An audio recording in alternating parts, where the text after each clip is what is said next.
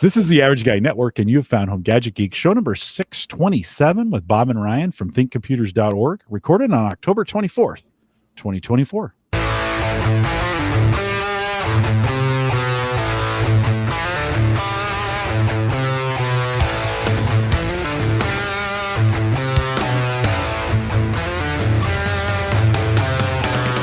Here on Home Gadget Geeks, we cover all the favorite tech gadgets that find their way into your home. News, reviews, product updates, and conversation, all for the average tech guy.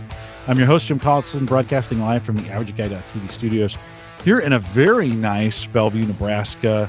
Ryan, you got some thunderstorms rolling through. You going to be okay? Yeah, we're good. Packed up? Is that? Yeah, it was like up to 90 today, and then these storms just popped. I know it's October 24th, and we're got 90-degree temperatures. It's wild. You're a state above me in a hoodie in the basement, and I'm like, yeah. So yeah, we got some storms rolling through, but nothing too serious. Listen, I'll be honest. The hoodie's on not because it's cold outside, but we keep it cold in the house, and so no matter what, I mean, I can get away with a winter jacket in this place sometimes. But Bob's out there in the San Diego area. Bob, what about? It's always beautiful in San Diego, right? It's sunny and 70 every day.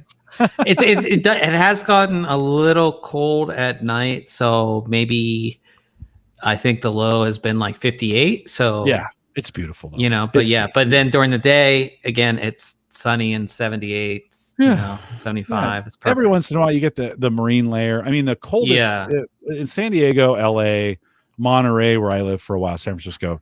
The cold times are the summer when the valleys heat up. At least Monterey is this way. Pulls that marine layer in. It cools down about 3. Those are like so on the where I used to live on the East Coast, it was like you got to check your weather app and see, you know, and you have bad days. Yeah. Every few days it rains or does something. And now in San Diego, if it's not sunny, if it's like, you know, dark outside 2 or 3 days in a row, you're like, what's going on? What is this? It's a beautiful part of the country. It is a great place to be. Way different than Pittsburgh. When did you move down there? How long have you been down in San Diego now? 2 years? 4 years now. 4 years already? Almost 4 years, yeah. Holy cow. So that was during the pandemic? Did you move? Yeah, I moved during the pandemic. Okay. Yeah. Wow. Good move. And another good move. Make sure you're checking out thinkcomputers.org this week. Lots of good stuff going on out there. If you're interested in these topics, ultra detail on the reviews, you're going to want to check it out. A lot of everything we talk about tonight will be out there as well. Big thanks to our Patreon subscribers. If you are on that team, and we just have one plan, $5. If you want to join the Patreon team, head out to theaverageguy.tv/Patreon, and then have a big bold link on theaverageguy.tv. If you want to support the show through an Amazon affiliate link, it's right there. Click it. It'll just pass you through onto it before you go buy an Amazon. Check it out. And I will say, if you want to support Bob and Ryan as well through Think Computers, a lot of the things they talk about have affiliate links as well. You can head out to their site. We'll have links to all that as well available to them.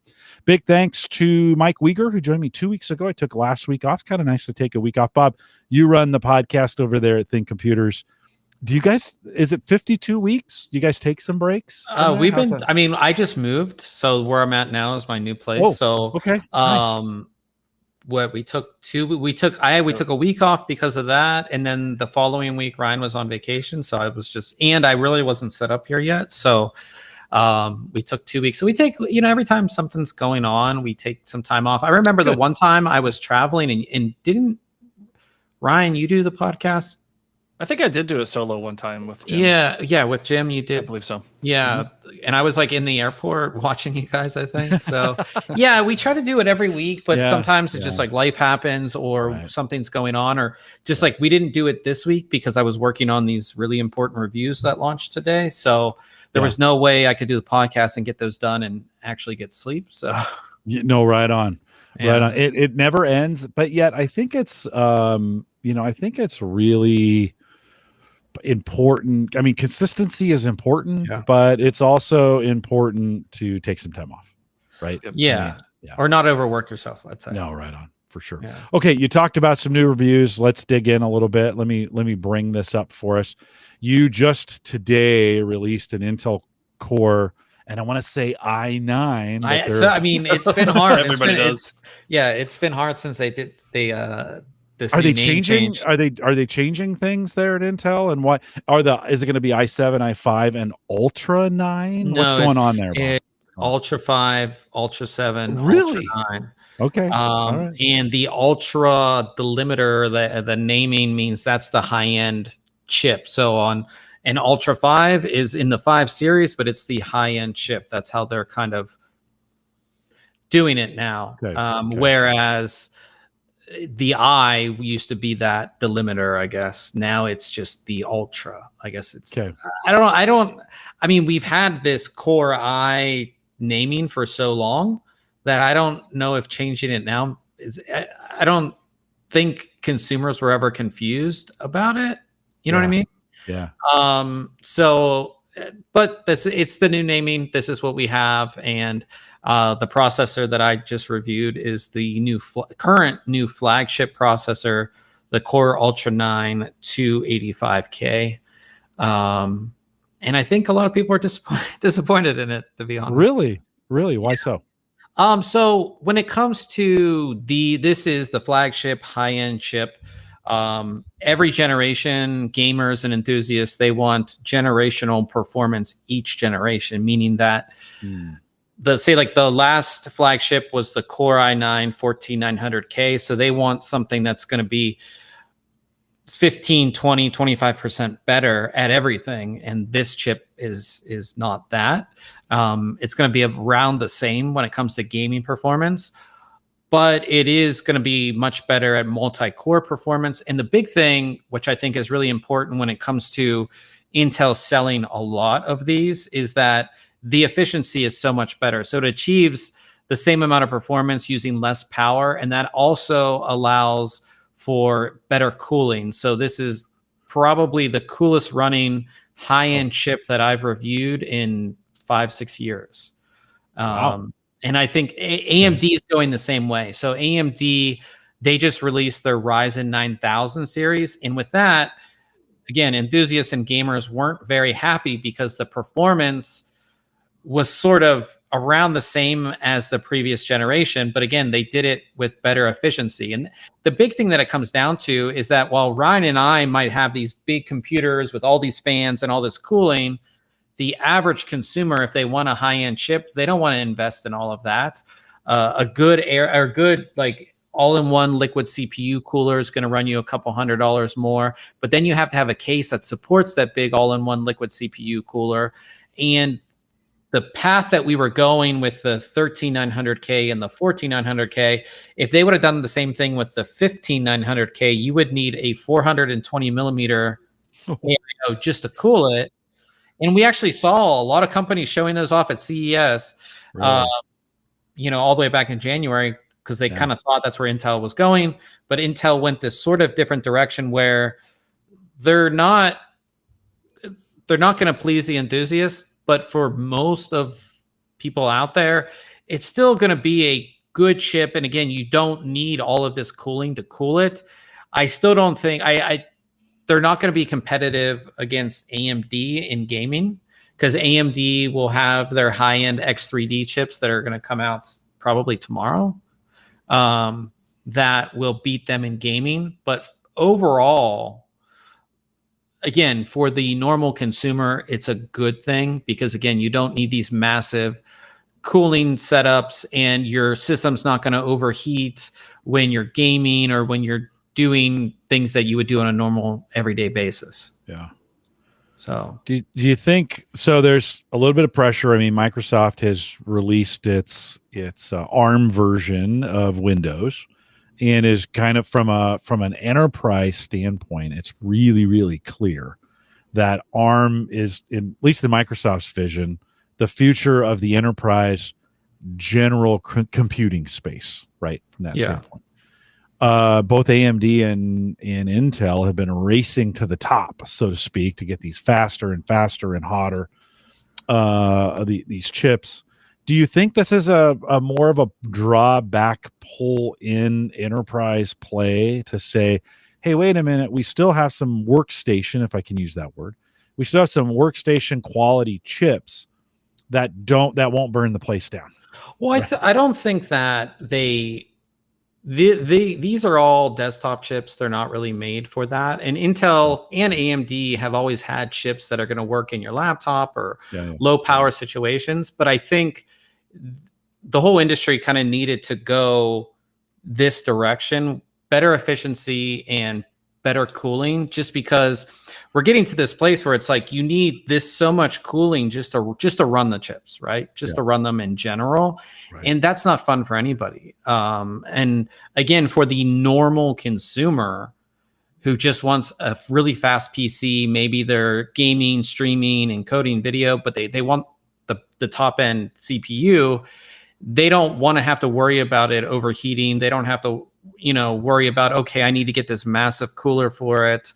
So I just think that's kind of where the industry needed to go, because again, we were just going like this in temperatures, and it just was never, as a reviewer too, trying to overclock and do certain things, it was never easy, because as soon as you even bump things up a little bit, your temperatures went crazy.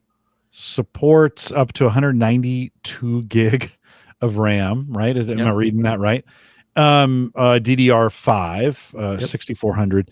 Do you think, Bob, that we're at the end of, the NPUs? Justin mentioned that out in chat. There's been a lot of talk about these NPUs coming out, which are very similar in a lot of ways to the high-end video cards that we have.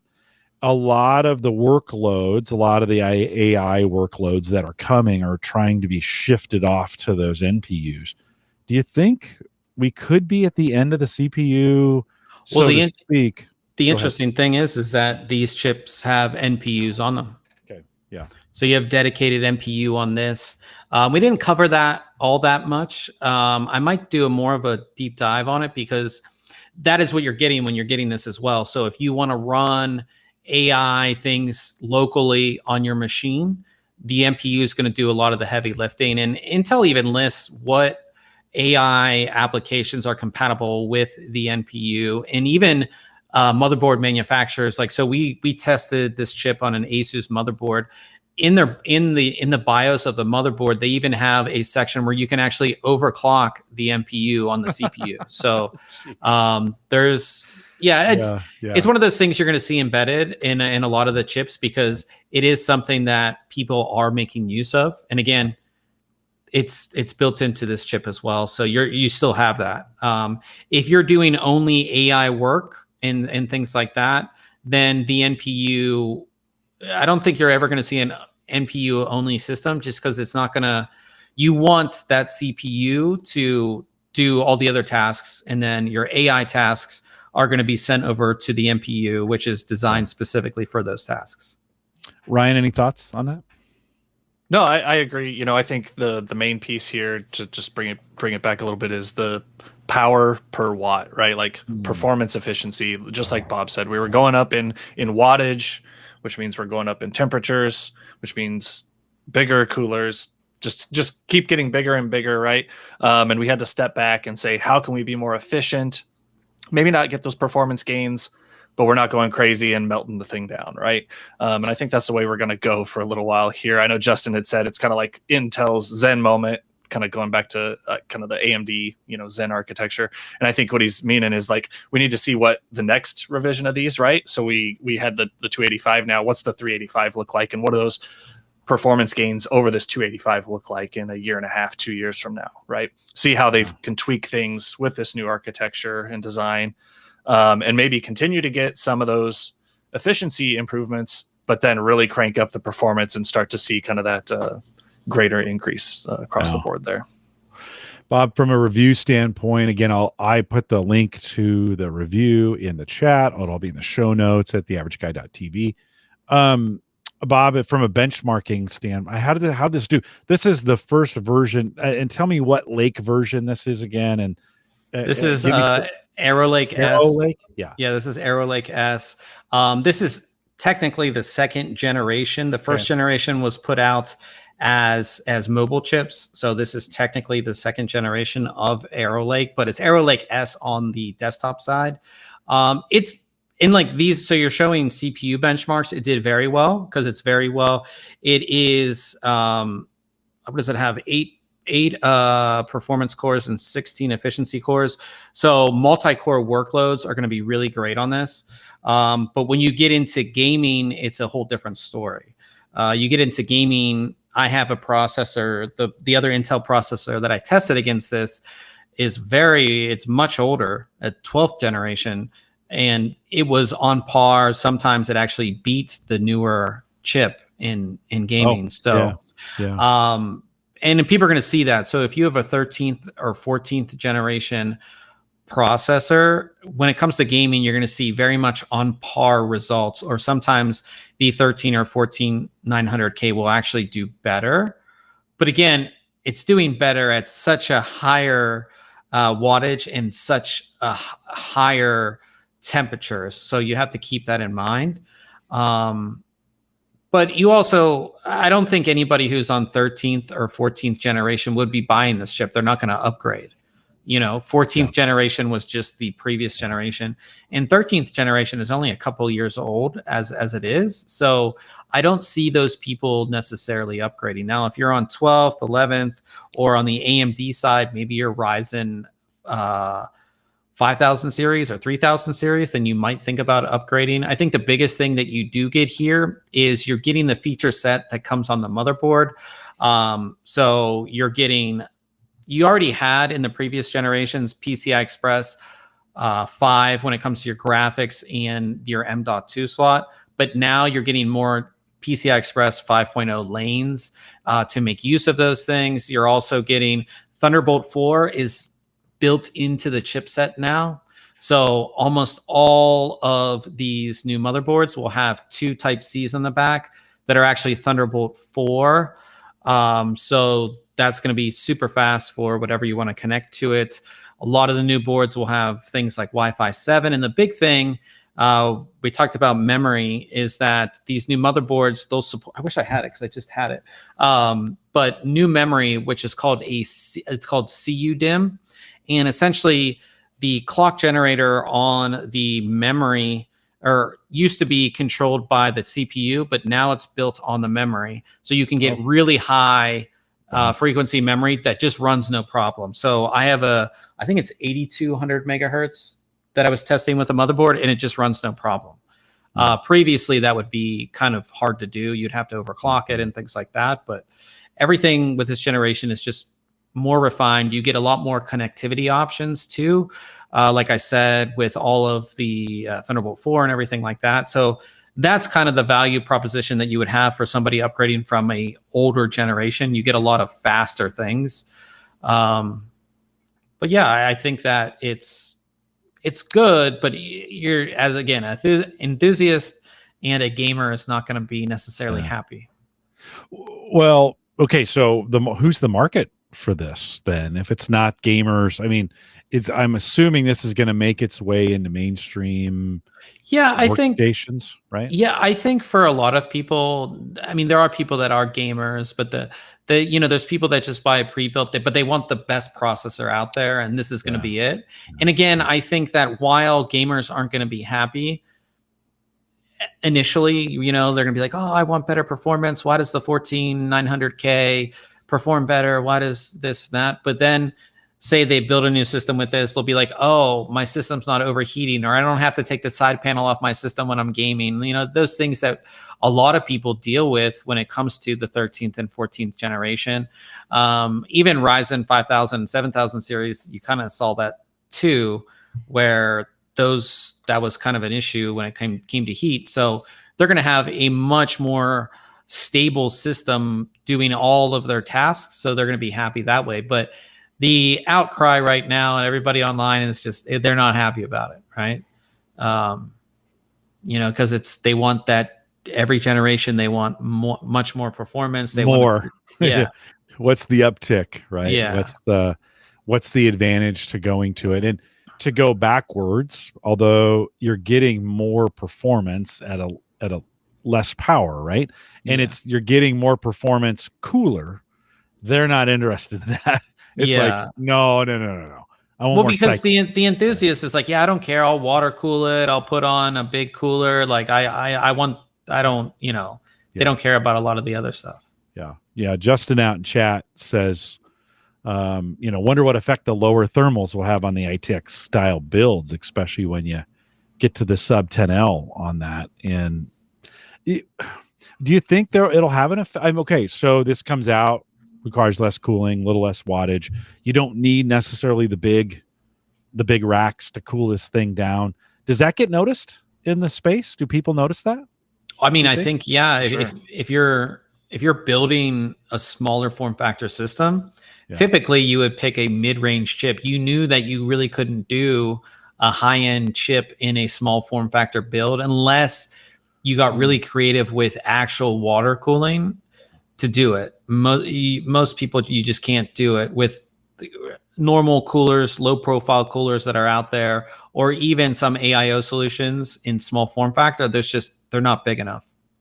Well, and then you end up undervolting, right, to like not hit those thermals, so that now you're not necessarily realizing the performance that chip can get anyways, right? And I think that's one of the things you should think about when you say, is the average person going to care about this type of thing? And if they were running that previous generation processor because they think it is faster and they don't care about that wattage and the heat, well, you should, because if it's getting too hot, it's going to clock itself down anyways, and you're not going to see the full potential of the chip because it's going to protect itself, right? So it's something that, you may not be super apparent to them, but it will have an effect.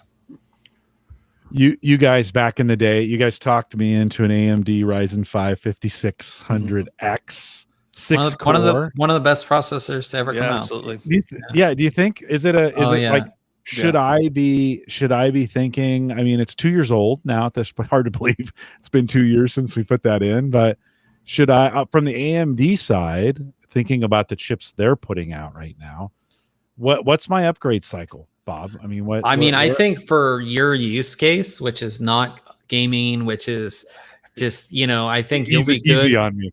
You'll be good for a while. I think that processor is great. It doesn't run hot. It's, it's a solid. And I forget what graphics card we put in there. What did we put in? NVIDIA 3060? 3060. TI, 3060 Ti. Yeah, so I mean, I think for your use case, you'll be fine for a while, and I think a lot of people my main system is it's a high end Ryzen. It's a 5950X, which is a 16-core processor, but it's still the Ryzen 5000 series, and I use it as my daily driver. It's still fine. Yeah. So I think for you, that's going to be fine for a while. It's a solid platform. Yeah. Surprisingly, where it got handy was in some, I do some crypto stuff with Chia, and they are hard drive based, but their plotting requires some, it likes a lot of memory. I put 128 gig in it. I'm kind of glad I did. I maxed it out. That was one of those things I wouldn't typically do. Typically, I would have put 64. That is fine. But I was thinking, well, maybe someday I'll run a bunch of VMs on it or whatever. It'll make its way down eventually to become the Unraid server, in 10 years from now or whatever. But that actually, the having the extra GPU, or I should say extra, that was average for that time. But having that CPU in there too was actually super helpful to me in having that much memory for some plotting. So thanks for working me through that. But you like you said, it works great for me. I mean, it's watch YouTube on it. I do game a little bit on it from time to time. I'll throw some fairly intensive stuff that uses the GPU from time to time at it on the crypto side of things.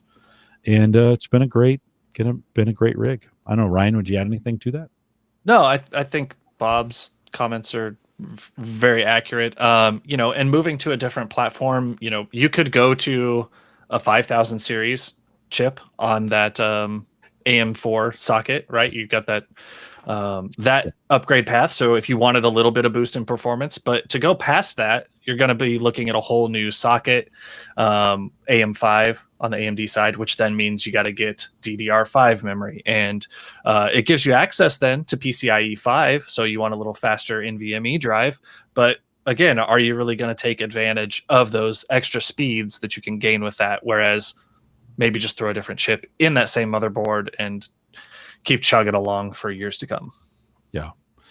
Bob, has AMD, are we in a cycle? When will we see new chips from AMD? Or so they just come out? They just came out. So they came out a few weeks ago.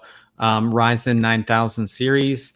Again, they kind of took almost the same kind of route as Intel here, with kind of the same performance, but lower wattage, things like that.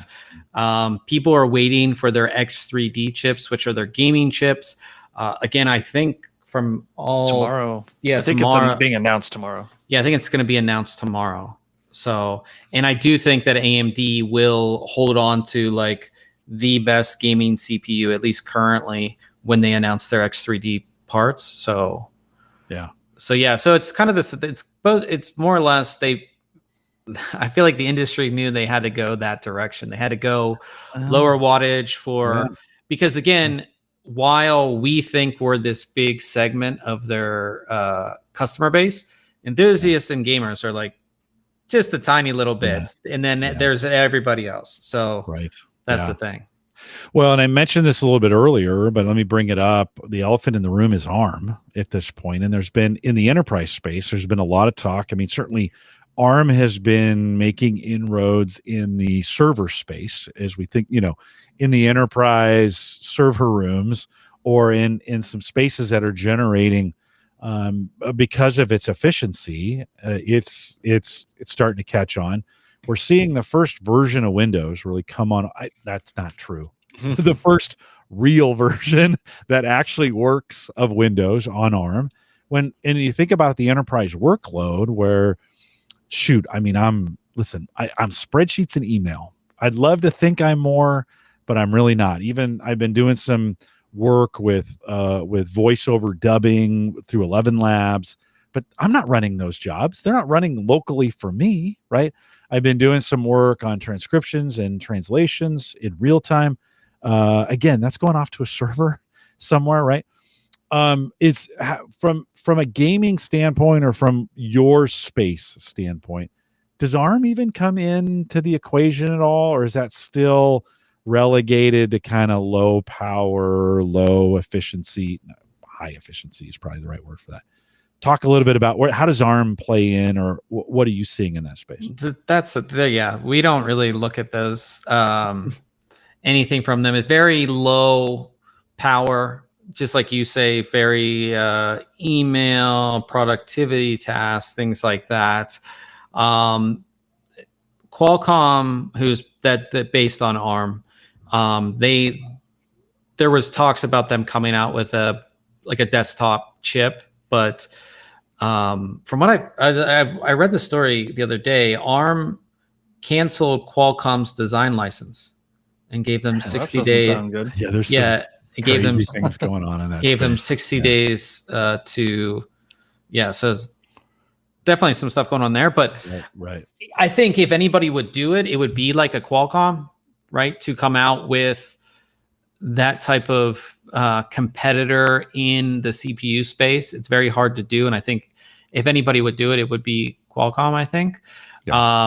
And they've done really great things on the mobile side with their mobile chips. So I think, but again, it's such a hard space to get into. And just like we've seen on graphics cards with Intel kind of jumping in with their Arc series, it's hard to get consumers to rally around a new chip that is not necessarily proven and things like that. So it's a big money waster until like third or fourth generation, really. So but if anybody was to do it, I think Qualcomm has a good chance, because they, like you said, mobile devices, they've got those relationships with those companies, and that's a known, that's a known variable, right? And I think if they were to, partner with an Asus, right? Asus makes cell phones, right? So why not partner with them on some sort of laptop, right? They've got that relationship built already. I think that's potential, but like Bob said, for us with the enthusiast crowd, ARM is like, No,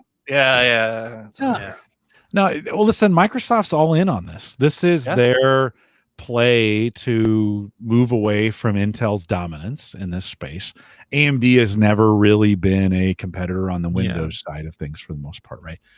And it'll be interesting to see where this goes. I mean, we are seeing this this ARM version of Windows come out, and yes, they're really. I said they're first. They tried this with Windows RT back in the day. I had one of those devices. I mean, they've made a couple runs at this. This may be actually their third, which would make sense for Microsoft, right? To finally get it right in their third version of Windows on ARM.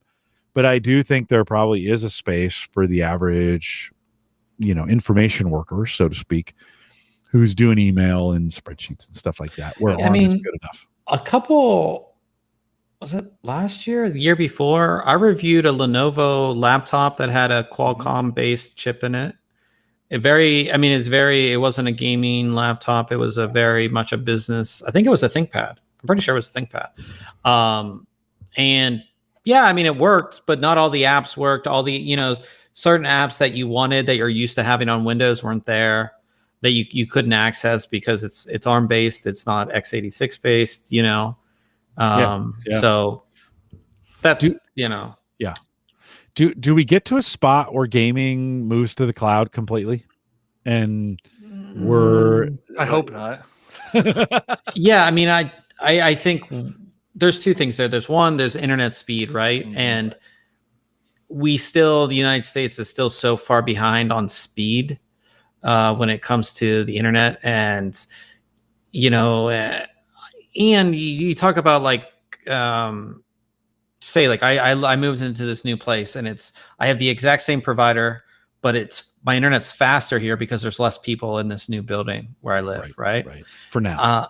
For now. But that gets, people come home from work at 7 p.m. They want a game, and now everybody's using that shared connection. Yeah. So that's kind of a delimiter. And then two is there's always going to be people that want their own system. They don't want a game on the cloud. They want all of that. So, yeah. Dan LaFesse says, "Bring back OnLive." Remember that goes back a ways. I mean, we've been talking about this whole idea of cloud only, where it goes back to the server workstation concept, where you have a dumb terminal. Basically, your PC becomes a dumb terminal. Yeah, and everything's being processed in the cloud. Seems like we keep going back and forth on that. I'm just kind of wondering. Eventually a lot of the AI processing has moved to the cloud, but there's more and more. I think some of the Apple stuff that's coming out, that got really nice processors at an endpoint. Even an iPad is a pretty good, now the newer versions of the iPads, pretty good processors at the endpoint that could actually do some things. And then send it back, right? So processing's done at the endpoint. Seems like we flop back and forth on that at times. And I know Microsoft's trying to also do, they're big in the gaming space now, and they're also trying to cloud gaming is becoming a category of some type. But to your point, Bob, yeah, we're restricted by bandwidth at that point. It's bandwidth, and if you have to think about it too, we've had big, huge gaming services like Stadia, which was done by Google. So Google's one of the biggest companies in the world, and they essentially just gave up on it. Yeah. Because it's one of those things where, at least for the end user, a lot of times, unless you have fiber or something like that, the experience isn't that great, right? Yeah. And again, we like the gaming experience because we have this big monitor in front of us. We have all this stuff, which requires PC, right? But a lot of this cloud gaming is game on your tablet. But it's do you want to game on a little 10-inch, 12-inch little thing, or Right. My wife games all the time on her phone. It's crazy, amazing what she does on her phone. Now, these are games optimized for the phone space. Yeah. Right. She's not, doing Legions of Death or whatever those, right? These are the new kind of style of that, but she spends a lot of time on her phone. I think it's kind of what you're looking for, the game that you're looking for. Okay. I'm going to wrap this segment, but I want to ask you guys this question. If you were to recommend to me now, if I was going to replace this PC and I was going to do it today, you guys knowing I'm the average guy, I need a, you know, but I want kind of a gaming computer. I want to be able to do some stuff with it. What would you, Bob, I'll start with you. What would you put me in today, thinking about the chips that are available out there, but knowing that I don't need the top of the line stuff? Ryzen 9000 series. Yeah, really? Probably the same Ryzen 5, maybe 7 if you really wanted to spend a little bit extra money. And I don't even think you would need like the X3D chip. You don't game enough where it makes sense for you. Okay. What about from a GPU standpoint? What would you 3060 Ti, what would you do today? I keep it. Okay. Yeah, I mean, you're only one generation behind in the graphics, and you're not really going to see at the same price level. You're not going to see much better, like insanely better performance, and it's just save your money, buy a faster SSD or something like that. You know. And if I were going to get an SSD today, what would you recommend? Size and speed, or what? I mean, if your system would support it, you know, if you're getting a Ryzen 9000 series, I mean, you'd have Gen 5 storage. Okay. I get Gen 5 NVMe SSD. You know, again, you can get them in 4 terabyte. They're a little pricey. I would probably get 2 terabyte. That makes sense. Yeah, and you would be like 12 to 15 gigabytes per second of speed. So, and I think I'm Gen 4, 1 terabyte, right? Yeah. And I think I'm at half that, 7. Yeah, you're probably between 5 and 7. Yeah. Type, which is great for what I do. Right, it works out. Ryan, would you add anything to that? No, just rewind like 45 seconds and listen to it again, and that's pretty much what I was gonna. I mean, honestly, but the only difference was I would actually go with that X3D part on the AMD side in the 7000 series for that, just to get a little extra headroom. Right, for that. But other than that, I think 2 terabytes is the right size on a Gen 5 drive right now. If you don't need it, and you know, go with maybe 2 of those, or you know, go with a smaller OS drive and a larger, maybe a little slower secondary drive if you need it, right? And I went with 2 1 terabyte NVMe drives. No, that's actually not true. I think the OS is NVMe, and I think I just threw an SSD that I had in for the second drive, which is just fine, right? And so I would say personally, though, it was nice to get a little boost. Like I mentioned before, it was nice to get 128 gig of RAM because it gave me a few options, right? And going a little bit, you know, I think the TI is an 8 gig card. And for some of the crypto stuff I was doing, that was the minimum. I was glad I didn't go with a 6 gig card, right? So in some cases, it did. I'm glad I went a little bit farther maybe than I would have. But it doesn't. I probably didn't. You guys talked me off the ledge. You know, I could have gone with a 40. I think the 40 series were out by that point. I think we were doing 4060s, 4070s. Maybe they were just coming out. They were super expensive. And you guys were like, 30's fine. You'll be just fine. And that was a good 3060. And I could have done a 3080, but I didn't. I probably wouldn't have used it, to be honest. So I think it worked out super well. Anyways, you guys are always I appreciate that. I'm not in the spot. I don't really want to upgrade at this point. I think all the stuff I have, if anything, I'm going to upgrade in the next year is if the Mac Mini goes M4, I'm in. I mean, that's an instant upgrade. I'm going to trade in the M1 and I'm going to go to an M4 Mini, and that's kind of a no-brainer from a podcasting standpoint. So that's probably a direction. That would probably be my next upgrade on hardware that I do. Okay. Bob, I got to ask you about this. Let me bring this up. I was perusing through some of the reviews that you were doing, and I kind of asked, what? So talk about this MSI Datamag 20 gig magnetic portable solid state drive for your phone. Talk a little bit about that. I got it up on the screen. Yeah. So okay. Yeah. So here it is. It's a little portable SSD. So if you're not familiar with portable SSDs, everybody makes them. I have a ton. They're just little portable drives that are USB Type-C. This one's very much the same from MSI, and I think you can get up to 4 terabytes. I think this is, what is this, 1 terabyte? 1 or 2 terabytes. But the cool thing about this one is that the back is magnetic. So if you have like a MagSafe phone, it's just going to stick on the back of your phone, just like that. Comes with a short Type-C cable, which I don't have over here, that you would plug right into the Type-C on your iPhone 15. Just like that. And then you have storage for your phone. And the reason that that's important, at least for an iPhone user, which is me, is that if you want to shoot Apple ProRes, which is their super high, very high storage and very high quality raw video files, that's the only way to do it. So if you don't have an extra storage device plugged into an iPhone, that option to record that high quality of video is not available because the file size is just massive. Yeah, so that makes sense. That's why you would have it. But it's nice because a lot of people who use an iPhone as like their content creation machine, you see them build rigs where they would put like drives like this, like in a rig, kind of rigged up with a cable. The being magnetic is just great because it just sticks back there. I don't have to think about it. If I want to, shoot something, it's just right there. It's really easy. And you can still use your phone. Like if I'm, like this, I can still text and I can still do everything. So yeah, I think it's a great little device. Works fine. It's just like any portable SSD. And again, it's not just for an iPhone or a mobile device. You plug this right into your computer. So, you shoot all those big files. Of course, you're going to edit those on, your computer.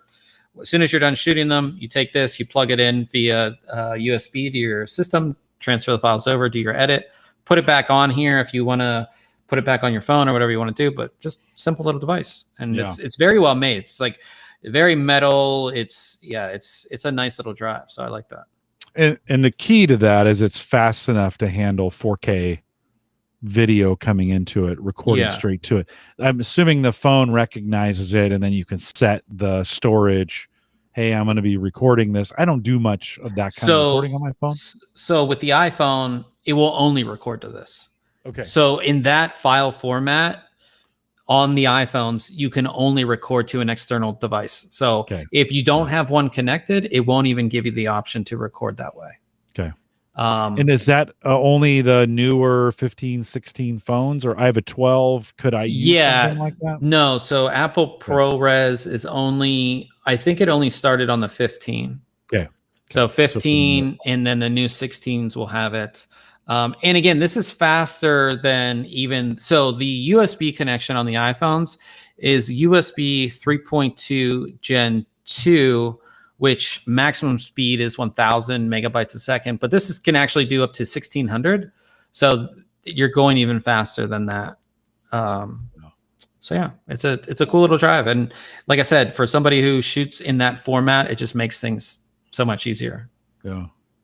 You gave it a 9 out of 10. So it's what was the retail on that, or what's the price? Is it available today, and what's the price on it? There's no price currently. I don't know when it's going to come out. Hopefully it comes out soon so I can put my Amazon link on the review. No price on this. I gave it a 9 out of 10 because the actual connection on the drive itself is USB 3.2 Gen 2x2, which means it should do just like this drive I have here from Crucial. This will do 2,000 megabytes a second.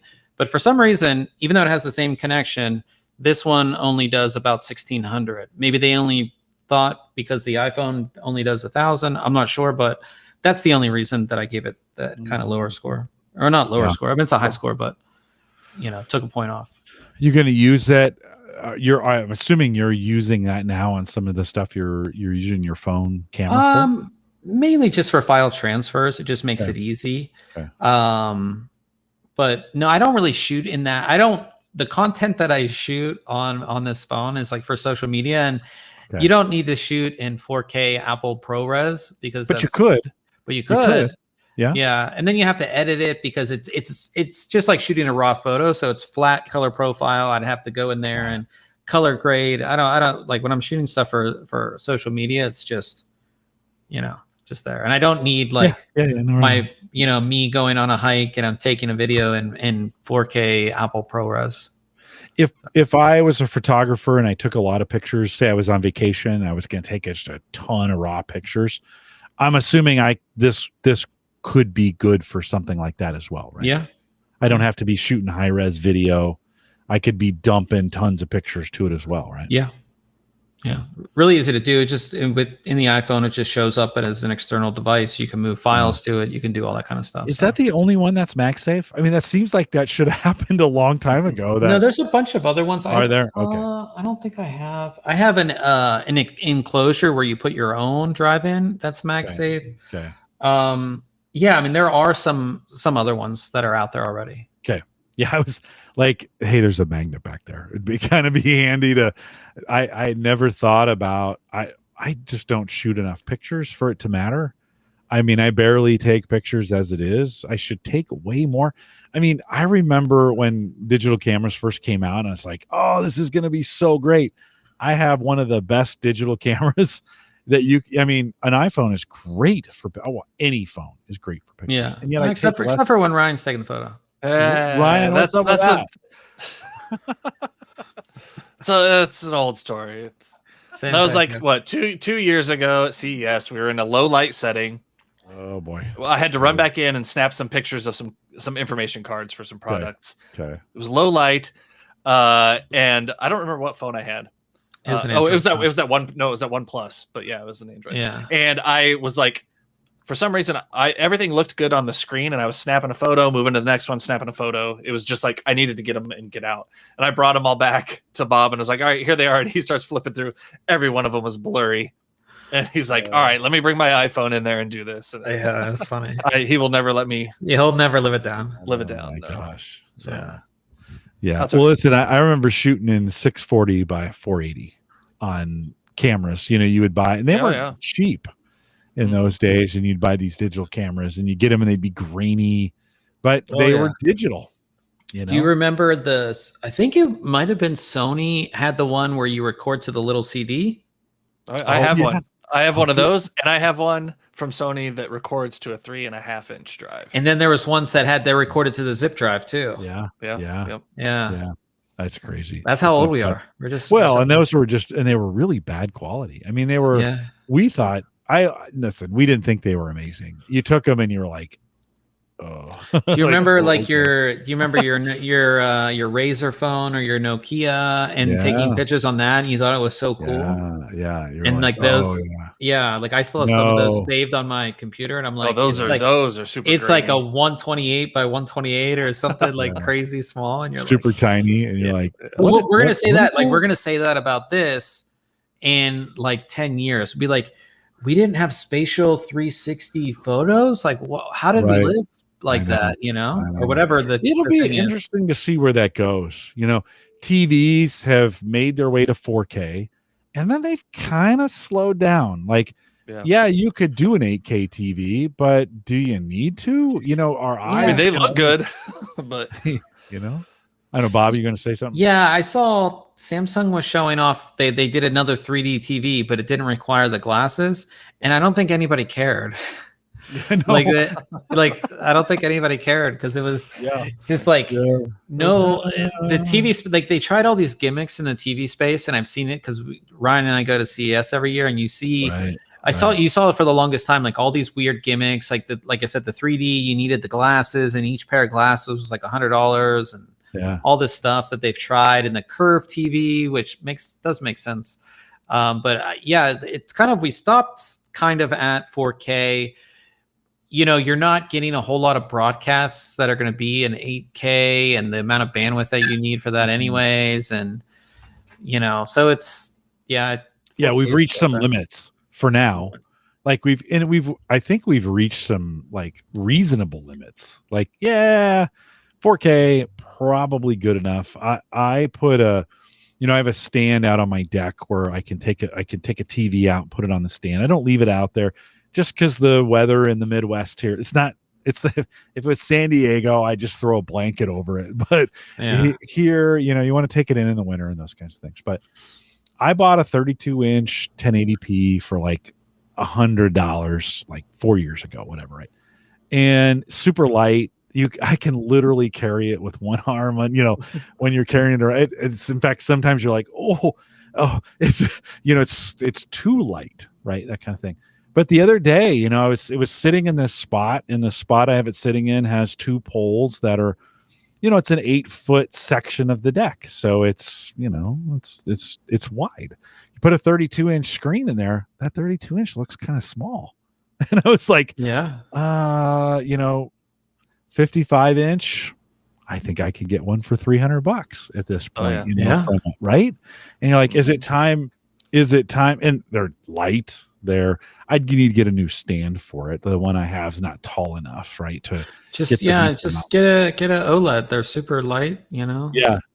Smart TV, everything's built in. Yeah. I know. And it seems like, it just seems like one of those like, I should probably put a 55 or 60 out there and they're not terribly expensive at this point. They just have gotten ridiculously cheap, right? Yeah, I bought a 65 Amazon TV, and I bought it new, like when they first came out, and it was only like $700. Yeah, and that was Fire TV. Yeah, it's Fire TV built in, and it's a good TV. I don't watch a whole lot of TV, so like I have a 49-inch OLED. Yeah, you've got a monster. Yeah, this is where I do all my stuff. So right. But yeah, TVs are so cheap now. It's just I know. To the point where I almost could leave it out there. Yeah. Well, go like Black Friday's coming up. There'll be some TV deals. Just pick one up. Yeah, and then I can make the 32-inch monitor fit somewhere down here in my 11 monitor setup that I've got down here. You just need one big one. That's what I always tell Ryan. You just need one big monitor, and then you'll never go back to multiple. No, right on. Once you go big, you can never go back. Yeah. All right. Last thing, Ryan. This is for you. You wrote up a review. I'll bring it up on screen here. I'll throw the link to it in chat here in a second. The Shure MV6 USB gaming microphone. I get questions all the time on Ask the Podcast Coach. We talk about microphones. The Shure SM7V or SM7B is kind of the industry standard. It's a XLR mic. This is a USB mic. But certainly in the gaming space, microphones have really, they've really kind of taken off as a must-have for a lot of gamers to have some good sound. I don't know. How does this MV6 stand up? Yeah, I think, the ability for a microphone to really improve your stream quality or your podcast audio, right, is like the most noticeable. And you hear that time and time again, that like, make sure that your audio is good. People will leave a stream or a podcast with bad audio before they leave one with bad video, right? And I think the MV6 is a great way to get into a really nice microphone without having to think about all of those extra things that an XLR microphone brings into the equation, right? This is a USB microphone that is available to use not only on a PC, but a Mac, as well as mobile devices and tablets, right? It's a Type-C connection on the back of it, comes with a Type-C to Type-C cable, so it's ready to go on most modern devices. In Windows, which is where I did my review with this, plugs right in, give USB and Windows a couple seconds to detect and recognize it, and you're good to go, right?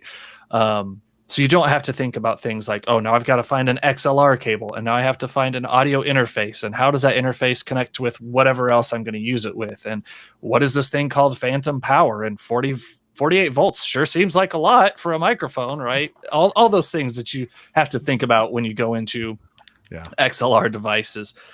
Really simplifies things. This thing is built like a tank. It's awesome. There's no onboard controls, so there's no gain on it. There's no volume dials or anything like that. Everything that you want to do as far as adjustment goes is done in their software that they have for this. I will say there is a tap to mute button on the top, so it's touch sensitive, which I really like. A lot of companies are moving to that touch sensitive sensor there, so that when you mute, like the one on this microphone here, you don't get that like a pop or a click sound right from a physical button. It's just instantly muted. So you do have that. You've also got inline audio monitoring. So if I wanted to have these headphones plugged into the back of the microphone, I get that audio right from the source and don't have to, listen to it. That's huge, Ryan, because USB mics have been notoriously quiet on what you're hearing. I can hear you guys just fine, but my voice is muted, and I don't get a real true sound of how do I actually sound in this mic. Are you saying I'm getting more gain out of that so that I can actually hear myself in that? You'll get that side tone is what we call it, right? Like when you use a standard like telephone at a house. Who uses a telephone anymore? But you would always hear yourself in the side, and that's what that inline monitoring is a lot of times used for. So you can hear exactly what you're hearing. That's not the signal that's going into wherever you're feeding this. It's just for your use, right? You wouldn't ever utilize that connection as a source. So it's got those options there. Like I said, super like sturdy. This thing is like just solid metal here. We'll see if Bob will make fun of my slow focus, but that's all right. It's solid there. We've got this nice like neon green. This is all metal here, right? There's no plastic on this other than the little mic stand adapter here that you get. This is all just a solid microphone here. On the inside, we have a nice dynamic capsule there with a cardioid polar pattern. So it's going to be great for like single source audio recording. So a podcast, a single singer, but it's not going to be good for a face-to-face interview type of podcast unless you had two microphones, right? Because it's not going to pick up as much audio on the backside here. You've got that obviously removable wind filter there to cut out all those plosives, things like that. Comes with a nice little desk stand, but the adapter that's built into the microphone itself will easily connect to like your run-of-the-mill microphone. Yeah, I could put it on an arm like this if I need. Absolutely. Yep. For sure. Yeah, I'm still not a big fan of USB for that. I don't like the side. What'd you call it? Side sound? Side tone? I just does not. I've got a few headsets at work that I use, and I guess for conference calls and stuff, that is fine. For podcasting, I want full fidelity back in my ears. I want to hear exactly what's coming through my mic back in my ears at a volume that's not muted. That's full volume. From that standpoint. So that has always been, I wish we could, I don't know why they can't do this on USB to get better sound back. Right. Yeah. And there's applications that can kind of feed it back to you, and adjust, and just depending on your device and the software along with it, you can tweak it. But a lot of people don't even, I say a lot of people, younger generations that never use like a regular phone don't know what side tone is or what that sounds like, and it helps you to it really does help you speak better and communicate more clearly. No, for sure. I mean, all day I'm on calls and I use a headset, and they're USB headsets, and I get that back, and I could go into the studio. I have a studio at work. I could go in and use the microphone there and do calls. It freaks people out when I call them from a studio, when we're doing like a regular customer call, and they're like, "Oh, you're in, where are you?" And they're like, "You sound so good too." No, right on. Yes, right I on. know. It freaks them out. So sometimes it's actually more of an advantage just to be in my office with a regular headset doing a work kind of call. After a day, I'm not I'm not exhausted by by not getting the quality of my sound back. But the question, could you use this for podcasting? I guess you could. Absolutely. It wouldn't work for me, right? 150, right? Retail on this. So not a bad price point for a mic, but at least for me, the game or the words escaping me, the thing that keeps me from going a direction like this would just be I want full fidelity back in my ears of exactly how I sound. Sure. And God, why can't USB do Bob? Why can't USB do that? You're asking the wrong person. I think it's very close, to be honest. I mean, okay. So some of those early microphones, I agree, that are just USB weren't great, but we've come a long way. Like I still love the Wave 3 here. It's a USB mic. I really liked the sound of the Shure mic. And that's one thing that in the review, every one that we do, the microphones, we have audio recordings from every one of them. So that's every USB mic that we've reviewed, every XLR mic that we've reviewed. So you can get a good range there of samples and say, hey, I really like how XLR sounds over USB. So let me narrow it down to these XLR mics and see which one I like the best. So Yeah, Definitely something worth checking out. This is, you guys have really done your homework on this, and let me say, this is where you need to go out to the review itself. Again, I put the link in the chat here live. It'll be in the show notes out at theaverageguy.tv/live, and this will be /HGG627.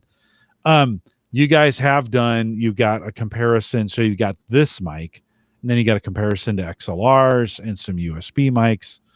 You've got to compare it to an Audio Technica AT2020, which is a super popular XLR mic from Audio Technica that a lot of folks have, and so you can compare it to those mics that are out there. Did you? You're not using it tonight. No, you prefer you prefer.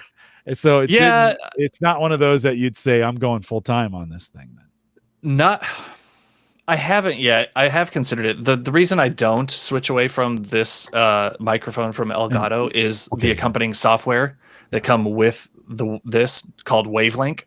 The nice thing is, though, the Shure software has a very similar feature set. It's not quite as dialed in and tweaked and customizable as Elgato's Wavelink software, but this just allows you to really easily add additional audio sources, adjust them, point them to where I want, right? Do I want this to go my stream mix only? Do I want it to go out my speakers, right? All that mixing that I can do within Wavelink is so handy. And when we do the podcast, and then right after that, I switch over to my gaming stream, right? I don't have to make changes to it.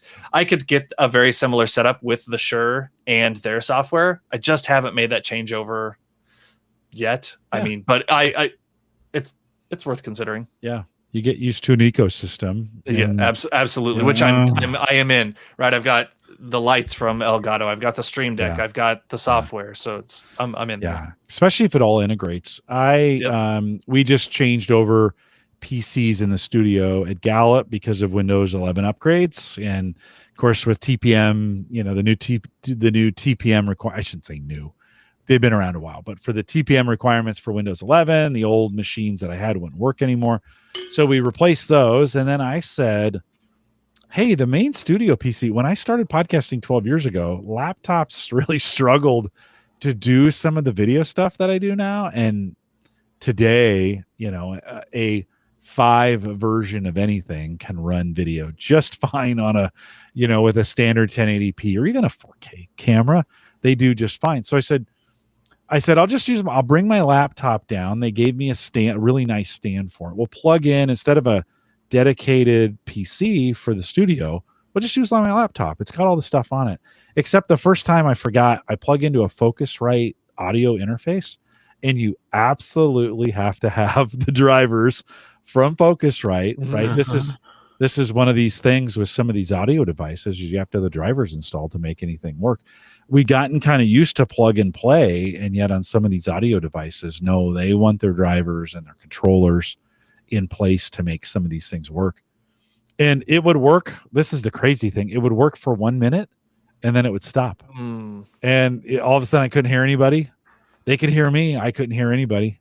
And then I'm like, oh, what's going on? Until I realized, oh, that's right. I need the Focusrite drivers. Yeah. And I mean, Wavelink is like that from Elgato. Yeah. If it doesn't detect this microphone, it's like, you can't use this. So I wonder if that's some of that like built-in licensing or locking you into it. Yeah. I wasn't going to be that. I wasn't going to go that direction to make it like the evil empire. They want to lock you in. But I do think there are some things with audio from a software standpoint, as you're thinking. I use a Motu M2 device here on my desk. Even for the Mac, it's got some drivers that it needs to use for that, and you want to have those on there, and that's okay. I didn't think it was that big of a deal to put a few drivers on. It was just to remember. Bob, what are you using? What do you have on your desk? This is the HyperX Pro Cast, I believe. This is an XLR mic. I can't move it up because I got a new mic thing that only goes, it's a low profile, so I can't move it up. But yeah, this is a XLR mic. It goes into a Sound Blaster K3 Plus audio interface. That goes USB. I believe that's plug and play though. You don't have to install any drivers. It just works. And that's actually really cool because it just works in the sense of if I plug the USB just into power and say I wanted to connect this this up to like a speaker system, it would just work.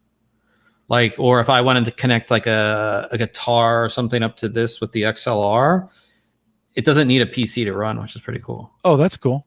Yeah, with the Sound Blaster. But no, HyperX, which made a bunch of great USB microphones, they came out with this XLR version, and it's awesome. So yeah, I'll be honest, I just prefer XLR, as you can get a lot of, and then I actually want to control the ear, the earbud sound, and that's just the easiest way to get it done. So that review that Ryan did out there right now, thinkcomputers.org, and check it out. Again, link is in the show notes, or it'll be out there in chat if you want to do it. And Ryan, good work. Okay, as we wrap this up, Bob, we have 2 giant events coming up here in the next 3 months. One is Black Friday, 2 is CES. What are you looking forward to? Like, what's on the horizon? What are we looking forward to here at the end of the year? Black Friday. I mean, there's always deals on Black Friday. There's nothing that's going to be like crazy. That I don't think there's going to be anything that's like wild. But you're always going to have, just like we talked about, the TV deals. You're going to have the laptop deals. You're going to have the deals on, when it comes to like PC stuff, you're going to have deals on storage, on microphones. You're going to have a bunch of deals. CES, which is going to be in January, we should see NVIDIA at least announce their RTX 50 series. So just like you said, you're on the 30 series with your 3060. The 40 series is currently out, and that should be the announcement of the 50 series. From all indications, it's going to be at CES. They're going to announce it. So looking forward to that. That's kind of the big thing. We're kind of past the crypto craze, I think, in some regards. Are we back to traditional gaming? And then the prices went way up during the crypto insanity. There's also, I mean, AI was adding a little bit to this, right? They were using some of these GPUs for AI processing. With the 50 series, do you think prices hold? Do they go up?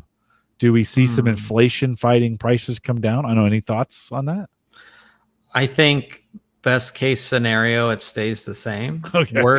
Worst case, like a 5090 will be, so the 4090 was $1,600 when it came out. Worst case scenario, I think the 5090 will be $2,000. Okay. And a 5060 would maybe be 1,000, something like that. You think? Oh no. Worst case scenario. Okay. So maybe in the $700 or $800. No, it would be like 450, 500. Oh, okay. All right. Yeah, so that's still pretty reasonable. Still pretty. If I wanted to get okay, maybe not. I mean, was thinking that it's essentially a 1080p card that you're paying $400 for. Okay. I feel like that's. We used to be like $200 for a 1080p card. No, that's true. That is true. I mean, I know. I remember when spending $300 on a video card was a lot of money. Yep. Yeah. Maybe I'm just old, but. No. Yeah, I mean, $400 to $500 for a card that's basically going to give you 1080p seems expensive. Yeah. Yep. Okay. Ryan, anything you're looking forward to Black Friday or CES? I mean, Black Friday wise, no. Maybe a new TV for the basement. CES, excited about the potential for this 50 series graphics card, at least announcement, right? Kind of giving us what the actual details are, as opposed to just all the rumors that we catch over the months. But yeah, we're not going to see any new CPU releases or anything like that, right? We just got AMDs, we just got Intels, so they're going to be writing those products for quite a while. So yeah, it may be a little quieter, right? We may see some additional motherboards come out. I don't think you'll see any like second revisions of motherboards for these series, right? We're not going to get like there's no Wi-Fi 8 coming out that we're going to see at a CES or anything like that. So GPU will probably be the biggest piece there. And hopefully, everybody that we typically work with and see will have samples there to at least take a look at. Yeah. I think we're going to have a wild spring around ARM. I think you're going to see some I think you're going to see some craziness in that space. Listen, I don't think that's the way to go, especially in your space that you guys are talking about. but I think you're going to see some all-out craziness of backstabbing and land grabbing, and I think we're finally to that point where we're seeing that space, at least from the PC standpoint. This may be the breakout year where we see more PCs on ARM that actually work. That's the biggest thing. And I think having those, of course, you're going to have the Microsoft apps that work and things like that, but getting those other third-party apps to actually work on ARM, I think that's the big thing, because that's just like with anything, you're not going to use it if the app that you want isn't supported. You're just not. As long as we don't end up with another like whole series of netbooks, right? You remember the Acer netbooks and all those? They were just like, the idea was good, but just poor execution. They were just slow from the get-go, right? Well, I mean, we have Intel to thank for that. They drove those Atom chips, to be in that space and woefully. I think we're good, and we may go through another series of really bad implementations of this. I don't know how long it's going to take us to just embrace that. At some point, some of these phone. Apple's kind of headed this direction in a lot of ways, but some of these phone OSs just need to make their way into productivity settings, and because they're written for those, they're made for those kinds of chips. That's what they do. We try to keep taking really bulky operating systems and throwing them on top of these processors that are just not designed to handle this kind of stuff. So I think 2025, I think we're going to shake some things out a little bit in that space. And I think the ARM space is going to be some serious backstabbing behind, closed doors things happening that it's ripe for that. So we'll have to see where that ends up here spring of next year. Bob, Ryan, thanks for coming out. Always appreciate you guys. We'll plan a post CES show as we get that seems to be the right timing on this. Get you guys back on after CES and catch up with you and see what's going on. Sounds good. Hopefully we survive another year in Vegas. Oh, you'll do. I'm sure you'll do just fine. I'm sure. Can you guys hang tight for 1 second as I close this up? All right. Appreciate that. A couple reminders on the way out. If you want to join the Discord group, and many of you have, head out to theaverageguy.tv/Discord. If you want to leave us a message, if you got a comment or a question, head out to homegadgetgeeks.com and click on the blue microphone button. And 30 seconds, leave me a message. We'll play it here on the show. Don't forget the AverageGuy.tv platform, both web and media hosting, still powered by Maple Grove Partners. Christian just contacted me the other day and said, hey, can you check out the website? I did a whole bunch of upgrades to it, and I want to see how you perceive the speed. And it was a whole bunch faster. And, of course, so he continues to put a lot of effort into the infrastructure, get secure, reliable, high-speed hosting for people that you know and you trust. And, of course, that's Christian. Plans still starting as little as $10. I mean, that guy is fighting inflation every chance. You're not going to get anything for 10. You can't even get a Happy Meal for 10. Look what they took from us. Bob, in your new diet, is fast food off the? So what you do is you would go to McDonald's and just say, hey, can I have five? McDonald's is a bad example. Yeah, especially right now, don't get a quarter pounder. Yeah, exactly. But you go to a fast food restaurant, in it like here, In-N-Out, right? You go to In-N-Out, In-N-Out, and you just say, give me 5 patties. Okay, and that's just what you get. That's it. Can 5 seems like a lot, Bob? No, it's not. It's not. Are they able to figure out how to charge you for that? Oh yeah, so I think it's $1. It's only like $1.50, $1.95 a patty. Huh. And so and it's, at least in my opinion, I feel In-N-Out patties are much better than the other fast food places. I don't really. It's only when you really need to. Typically, if I'm like in a hurry on this diet, even though they're not necessarily the best protein, I'll just go get like a rotisserie chicken from the store. Yeah. I would do that. I would do that over the fast food most of the time. Okay. I didn't know you could do just patties. Wendy's makes some pretty good patties. So you can go to any fast food place and just get the patties. And typically it's very, like you said, like a Happy Meal or like a meal, like a Big Mac meal is like, at least in California, it's like $15. It's out of control. Yeah, but you can get like a bunch of patties for like $1.50, $1.95, $2 a patty. Okay, I may try that. Yeah, and but because what people would do is like a lot of people would get the patties like for their dog, right? Right. So it is available. You can do it. You just have to ask them. So you're not saying you feel like a dog when you're just. No, I feel no. This diet's like I said. This diet's amazing. I've lost a bunch of weight and I eat. After this, I'm gonna have steak and eggs. So it's okay. Yeah, who can complain about steak and eggs? Yep. Yeah, that sounds awesome. Ryan, would you go someplace and say, "I'll take 4 patties"? Yeah, I'm gonna try burgers, so. I'm gonna try it just for you, Bob. I'm gonna try. Take a picture, send it to me. Runza, we have do you have Runzas in Wichita? No, I've made it that far up in that area. I don't know that I ever had one though. Okay, yeah, they actually some pretty good beef. So maybe I'll go to Runza and say, "How much are your patties?" And then I'll just get a couple patties. And if they say anything, be like, "Hey, I'm on a carnivore diet. I just want, No. But I mean, most of the places, like I've only done it in and out, but in and out's always used to weird orders, anyways. Like, yeah, they have a secret menu. Yeah, so they don't even. They're like, okay, 4 patties, 5 patties. It's I grew up in the Bay Area and no in and outs in those days, so I didn't. I mean, we had McDonald's, Burger King, Jack in the Box was the big kind of local. We don't have those out here. No in and outs. So that's a whole craze I missed completely. I missed out. So it's the best one. No, it's not that great. It is not. It's overrated.